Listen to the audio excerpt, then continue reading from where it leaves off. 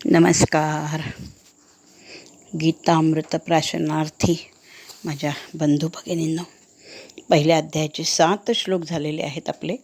तुमचे ऑडिओ ऐकते आहे मी. ऑडिओमध्ये काही काही अजून तुम्हाला व्याकरणाच्या नियम समजलेले नाही आहेत. मी तुम्हाला वेळोवेळी तोंडी सांगत जाईल. 2च नियम महत्त्वाचे आहेत. अनुस्वाराच्या ऐवजी त्या वर्गातलं शेवटचं अनुनासिक म्हणायचं. पांडव शब्द म्हणायचा आहे, पावरती अनुस्वार आलेला आहे आणि त्याच्यापुढे ड आला आहे. मग ड वर्गातलं शेवटचं अनुनासिक न आहे, म्हणून नला ड लावून पांडव असं म्हणायचं आहे. त्यामुळे अनुनासिकाच्या अनुस्वाराच्या ऐवजी त्या वर्गातलं शेवटचं अनुनासिक म्हणायचं. विसर्गाचा नियम आहे की विसर्गाच्या पुढे क ख प फ, क ख प फ ही अक्षरं जर विसर्गापुढे आली तर त्याचा आतून दाबून उच्चार करायचा आहे. मग का पांडवाश, काच्या पुढे विसर्ग आहे आणि विसर्गाच्या पुढे प आला आहे. विसर्गापुढे क ख प फ आलं की त्याचा आतूनच उच्चार झाला पाहिजे. तर ह्रस्वचं ह्रस्वच म्हटलं पाहिजे आणि दीर्घचं दीर्घच म्हटलं पाहिजे. असे काही नियम मी तुम्हाला वेळोवेळी सांगत जाईन. जमलं तर काही लिहून पाठवेन. आज आपल्याला 8वा श्लोक पाहायचा आहे. दुर्योधनाने पांडवाच्या सैन्याचं द्रोणाचार्यांकडे वर्णन केलेलं आहे आणि आता तो स्वतःच्या सैन्यामधलं सांगतो आहे. 7वा श्लोक आपण पाहिला की तो सांगतो आहे की हे द्विजोत्तम, म्हणजे हे ब्राह्मण श्रेष्ठा, द्रोणाचार्यांना म्हणतोय तो की हे ब्राह्मण श्रेष्ठा, आमचे असे विशेष काही आहे सैन्याचे नायक, ते तू जाणून घे. ते मी तुला संज्ञार्थन ब्रवीमी, मी तुला थोडक्यात सांगतो. म्हणजे आता कौरव सैन्याचं तो थोडक्यात वर्णन याच्यापुढे करणार आहे. श्लोक क्रमांक आपला 8वा आहे. 8व्यापासून कौरव सैन्याचं थोडक्यात वर्णन दुर्योधन द्रोणाचार्यांजवळ करतोय. मी श्लोक 8 वाजते. माझे ऑडिओ नीट काळजीपूर्वक ऐकत जा, म्हणजे नियम वेगळे सांगायची गरज नाही. भवान भीष्मश्च कर्णश्च कृपश्च समितेंजय अश्वत्थामा विकर्णश्च सौमदत्तेस्तथैव च. आता मी ऑडिओ सुरू करताना किंवा मी ऑडिओचं रेकॉर्डिंग सुरू करताना मी काहीही म्हणत नाही इथे, कारण मला संपूर्ण गीता शिकवायची आहे. पण तुम्ही मात्र तुमचे ऑडिओ पाठवताना तुमचा हा प्रारंभच आहे, म्हणून सुरुवातीला अथ प्रथमोध्याय हा म्हणत जा किंवा ओम श्री परमात्मने नमः अशी पुष्पिका म्हणायची आणि मग पुढचा श्लोक म्हणायचा आहे. तुम्ही म्हणाल की मॅडम तुम्ही तर काही म्हणत नाही, तर मी पुष्पिका म्हणजे मी तुमचं सुरुवातीला बोललेली असते की माझ्या गीतामृत प्राशनार्थी बंधू भगिनींनो, ही पुष्पिका झाली माझी. त्यामुळे मी श्लोक म्हणताना दुसरं काही म्हणत नाही, पण तुम्ही डायरेक्ट श्लोक म्हणतात. श्लोकाच्या आधी काहीतरी म्हणा. ओम श्री परमात्मने नमः एवढं म्हणा किंवा अथ प्रथमोध्याय असं म्हणत जा. मी श्लोक पुन्हा एकदा वाचते. भवान भीष्मश्च कर्णश्च कृपश्च समितेंजय अश्वत्थामा विकर्णश्च सौमदत्तेस्तथैव च. व्याकरणाचा 3रा नियम आहे की पुढे जर जोडाक्षर आलं तर आणि अलीकडे जर ह्रस्व स्वर असेल तर त्याच्यावर आघात द्यायचा. पुढे जोडाक्षर, अलीकडे ह्रस्व स्वर, आघात द्यायचा. आता याच्यात भवान भीष्मश्च, भीष्मच्या मवर आघात येईल कारण पुढे च हे जोडाक्षर आलं आहे. त्यामुळे भीष्मच्या मवर आघात येईल कारण पुढे च हे जोडाक्षर आलं आहे. आणि भी हा पूर्ण दीर्घच म्हणायचा आहे. भवान भीष्मश्च, भवान भीष्मश्च, भवान भीष्मश्च. कर्णच्या नवर आघात येईल कारण पुढे पुन्हा च आला आहे. कर्णश्च, कर्णश्च, कर्णश्च. कृपच्या पवर आघात येईल, पुढे च आला आहे. कृपश्च, कृपश्च. म्हणजे आता तिन्हीवर आघात कसा आहे? भवान भीष्मश्च कर्णश्च कृपश्च समितेंजय. आता तीवर अनुस्वार आहे आणि अनुस्वारापुढे ज आलेला आहे. ज वर्गातलं शेवटचं अनुनासिक म्हणायचं. च छ ज जय समितेंजय, समितेंजय, संजय, धनंजय असं. म्हणजे पहिली ओळ कशी झाली? भवान भीष्मश्च कर्णश्च कृपश्च समितेंजय अश्वत्थामा विकर्णश्च. नवर आघातील पुढे च आहे. अश्वत्थामा विकर्णश्च सौमदत्तेस्तथैव च. असं हे पूर्ण श्लोक आहे. पुन्हा पहा आघात कुठे आलेत ते. भवान् भीष्मश्च कर्णश्च कृपश्च समितेञ्जयः अश्वत्थामा विकर्णश्च सौमदत्तिस्तथैव च. दुर्योधन सैन्याचं वर्णन करतोय, कौरवांच्या सैन्याचं वर्णन. फक्त सैनिकांची नावं आहे त्याच्यात. सगळ्यात पहिलं आहे भवान. भवान हे कोणा योद्ध्याचं नाही आहे नाव. भवान शब्दाचा अर्थ होतो आपण. आपण मोठ्या लोकांना आदरार्थी म्हणतो. आपण यावे, आपण बसावे, आपण बोलावे, आपण आशीर्वाद द्यावा. त्या आपणला संस्कृतमध्ये भवान असं म्हणतात. पुरुष असेल तर भवान म्हणतात आणि स्त्री असेल तर भवती म्हणतात. इथे आता हा दुर्योधन द्रोणाचार्यांना म्हणतोय भवान. म्हणजे सगळ्यात पहिला नाव कोणाचं घेतलं आहे? द्रोणाचार्यांचं नाव घेतलं आहे. कौरव सैन्याचं वर्णन करण्यापूर्वी सगळ्यात पहिलं नाव तो द्रोणाचार्यांचं घेतोय आणि म्हणतोय भवान म्हणजे आपण. सगळ्यात पहिला नंबर आपलाच आहे. त्यांच्यानंतर भीष्मश्च, भीष्म आहेत. आपल्यानंतर कोण आहे? भीष्म आहेत. आता भीष्मांबद्दल काय बोलायचं? शंतनू आणि गंगा यांचा हा पुत्र आहे. देवव्रत नाव आहे त्याचं. देवव्रत असं त्याचं नाव आहे. भीष्माचार्यांचं नाव भवान भीष्मश्च कर्णश्च असं ह्याला. आणि ते अष्टवसू होते. गंगेच्या पोटी अष्टवसू जन्माला आलेले होते. पण त्यांनी गंगेला सांगितलं की आम्हाला पृथ्वीवर राहायचं नाही आहे, आम्हाला तू जन्मल्याबरोबर मारून टाक, आम्हाला स्वर्गात राहायचं आहे. पण त्यातला एक जो वसू होता, द्यू नावाचा वसू होता, तो म्हणाला की मला पृथ्वीवर राहायचं आहे. आणि मग त्यामुळे तो त्या पृथ्वीवरती राहिला. आणि तोच हा भीष्माचार्य, ज्याचं नाव देवव्रत असं होतं. या देवव्रताने आपल्या भावासाठी, म्हणजे तो शंतनू जो होता, त्या शंतनू राजाला मत्स्यगंधेचा मोह झाला. दुसरं लग्न केलं त्यांनी. गंगेशी लग्न झाल्यावर, हे मुलं झाल्यावर भीष्माचार्य खूप मोठे झाले, तेव्हा त्याला मत्स्यगंधेचा मोह झाला आणि मत्स्यगंधेशी त्यांनी लग्न केलं. मत्स्यगंधेने अट टाकली की तुमचा पहिला मुलगा भीष्माचार्य आहे, पण मला मुलगा झाला तर तोच गादीवर बसेल, तरच मी तुमच्याशी लग्न करेल. मग तिला पुढे विचित्रवीर्य आणि चित्रांगद असे 2 मुलं झाले. आणि मग जेव्हा भीष्माला कळलं की ही मत्स्यगंधा या अटीवर लग्न करत नाही आहे की माझा मुलगा राज्यावर बसला पाहिजे, म्हणून मग भीष्माचार्याने महान प्रतिज्ञा केली. मोठ्या आवाजात घनगर्जना करून अगदी तरुण वयात प्रतिज्ञा केली की मी आजन्म ब्रह्मचारी राहीन, माझं लग्नच होणार नाही, त्यामुळे मला राज्य, मुलगा ह्याचं काहीही मोह राहणार नाही. हे राज्य या मत्स्यगंधेच्या मुलालाच मिळेल असं त्यांनी वडिलांना निश्चिंत केलं. आणि वडिलांनी मग तिच्याशी लग्न केलं. आणि मग तिला विचित्रवीर्य आणि चित्रांगद असे 2 नादान म्हटलं तरी चालेल असे अपरिपक्व पुत्र तिच्या पोटी जन्माला आले होते. असे हे भीष्माचार्य होते.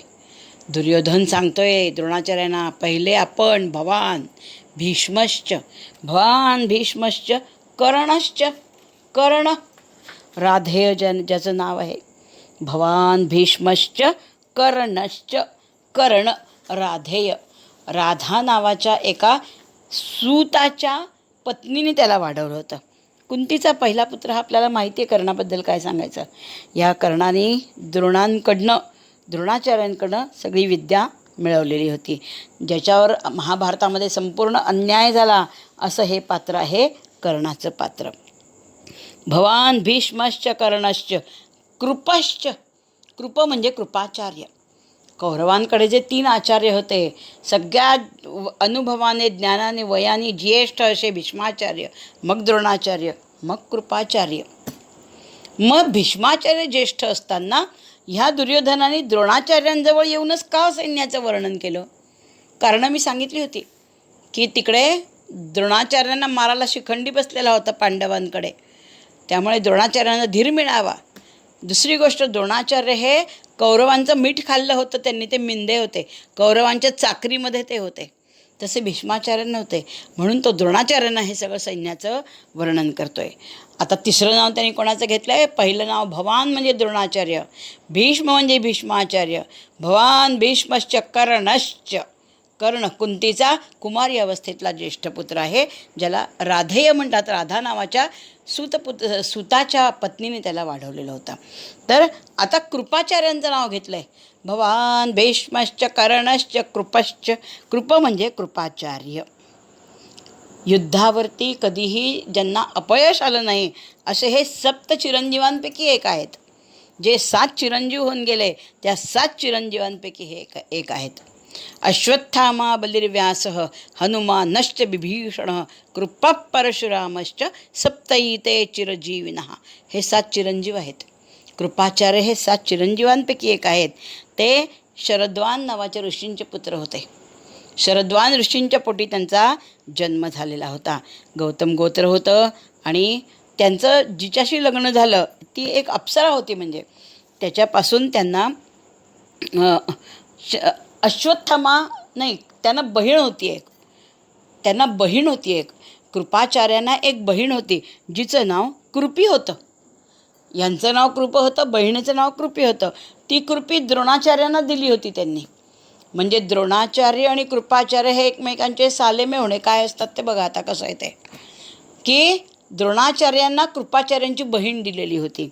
तर अशी ही होती आणि असे हे द्रोणाचार्य होते. यांचं शांतनू राजा या शांतनू राजाने या कृपाचार्यांचं आणि त्यांच्या बहिणीचं अगदी कृपापूर्वक दयेनी पालन केलं होतं.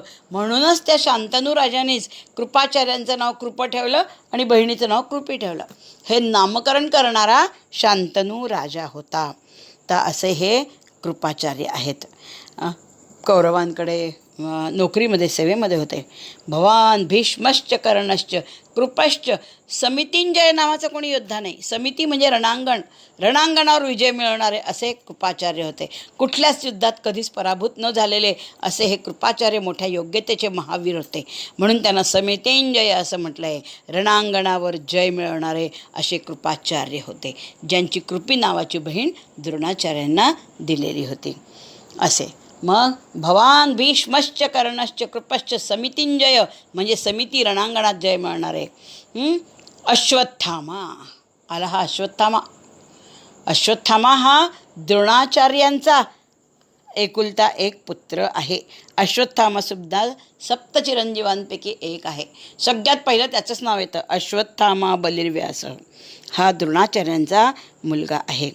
तर या अश्वत्थाम्याचं नाव अश्वत्थामा ठेवण्याचं कारण म्हणजे की तो जेव्हा जन्माला आला तेव्हा आता ह्याची आई जी होती अश्वत्थामाची म्हणजे द्रोणाचार्यांची ही जी भार्या होती ती अग्निहोत्रामध्ये फार निपुण होती आणि तिचा इंद्रिय निग्रह आणि मनस्संयम फार अगदी स्पृहणीय आणि कौतुकास्पद असा होता.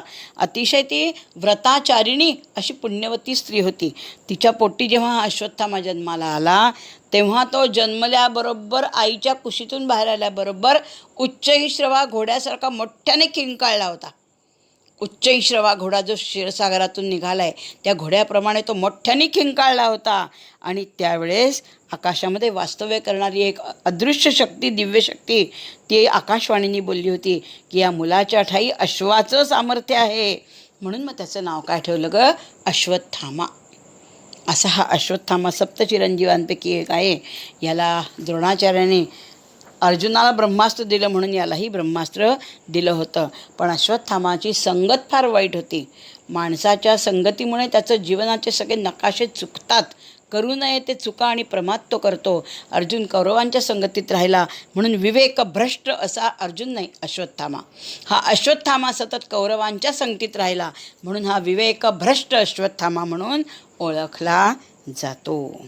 18 दिवस चाललेल्या या भारतीय युद्धामध्ये फक्त अश्वत्थामा, कृपाचार्य आणि कृतवर्मा हे 3 वीर वाचले. संपूर्ण कौरव कुळाचा नाश झाला. फक्त 3 वीर कोणते, हे तर चिरंजीवच होते, अश्वत्थामा आणि कृपाचार्य आणि त्यातला एक कृतवर्मा राजा होता. हे 3घच वाचले. संपूर्ण कौरव कुळाचा नाश झाला आणि 5 पांडव जिंकले. पण 5 पांडवांचे 5ही मुलगे या विवेकभ्रष्ट अश्वत्थाम्याने रात्री पांडवांच्या शिबिरात शिरून झोपलेल्या द्रौपदीच्या 5ही पुत्रांचा शिरच्छेद करून टाकलाय. कपटाने शिरच्छेद केलाय. सूर्यास्त झाल्यावर युद्ध संपतं आणि मग सूर्योदय झाल्यावर एकमेकांना आव्हान देऊनच युद्धाला सुरुवात होते. पण हा मात्र कपटाने त्या शिबिरात गेला आणि द्रौपदीचे 5ही मुलगे एक युधिष्ठिरापासून झालेला, एक भीमापासून, एक अर्जुनापासून, एक नकुलापासून, एक सहदेवापासून, पाचीच्या पाची मुलं त्या शिबिरात झोपले होते. तिथे त्यांनी कपटाने त्यांचा शिरच्छेद करून 5 मुलं मारून टाकलेले आहेत. द्रौपदीला अतिशय शोक झालेला होता 5 पुत्र गेल्यावर. मग भीमानी सूड घेण्यासाठी त्याला शोधून आणलेला आहे, पण द्रौपदी म्हणाली की हा ब्राह्मण पुत्र आहे, याला आपल्याला मारता येणार नाही. असा हा अश्वत्थामा. भवान भीष्मश्च कर्णश्च कृपश्च समितिंजय अश्वत्थामा विकर्णश्च. विकर्ण हा दुर्योधनाचा सख्खा भाऊ, त्याच्यासारख्या वृत्तीचा. कर्ण आणि विकर्ण हे भाऊ नाही आहे. विकर्ण हा दुर्योधनाचा भाऊ आहे. अश्वत्थामा विकर्णश्च सौमदत्तेस्तथैवच. सौमदत्तीचं दुसरं नाव भूरिश्रवा असं आहे. हा सोमदत्त राजाचा मुलगा म्हणून याला सौमदत्ती असं म्हणतात. हा भूरिश्रवा आहे आणि हा एक अक्षौहिणी सेना घेऊन तो दुर्योधनाच्या मदतीला आला होता. दुर्योधनाशी एकनिष्ठ होता तो, त्यामुळे एक अक्षौहिणी सेना घेऊन तो दुर्योधनाच्या मदतीला आला होता. सौमदत्तेस्तथैवच अशी ही सगळी वीरांची नावं ह्या ह्याच्यामध्ये सांगितलेली आहेत. पुन्हा एकदा मी हा श्लोक म्हणते, उच्चाराकडे लक्ष ठेवा. भवान भीष्मश्च कर्णश्च कृपश्च समितेंजयः अश्वत्थामा विकर्णश्च सौमदत्तेस्तथैवच. पुढचा श्लोक होणार नाही, मी दुसरा ऑडिओ करते.